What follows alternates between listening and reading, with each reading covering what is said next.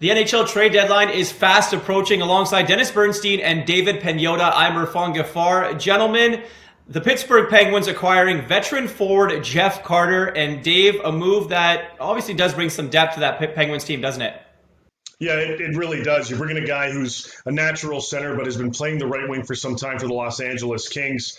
They can slot him in the top six if they need to, but more likely the third line to give them more depth. Add a veteran presence and a guy that's got 2 Stanley Cup rings under his belt to fit the core in Pittsburgh pretty well. Obviously, familiarity with Ron Hextall. He was an AGM in Los Angeles when they won the Stanley Cup in 2012. And this gives, as I mentioned, the Pittsburgh Penguins some versatility, some depth as they try to solidify their positioning come playoff time. Dennis, from the LA Kings perspective, where do they go from here? It's another step towards making this team younger. I've advocated playing the kids all season. Jeff Carter was a leader, well-liked in the room, mentored the younger players in the organization, and it's now the time for them to step up.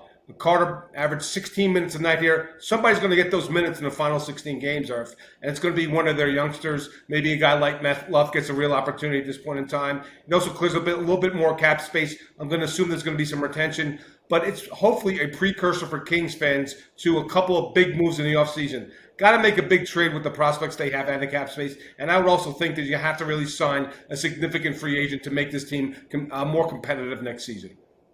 Gentlemen, thank you so much for this. Definitely some interesting times ahead in LA, and the Pittsburgh Penguins obviously trying to make a run for another Stanley Cup.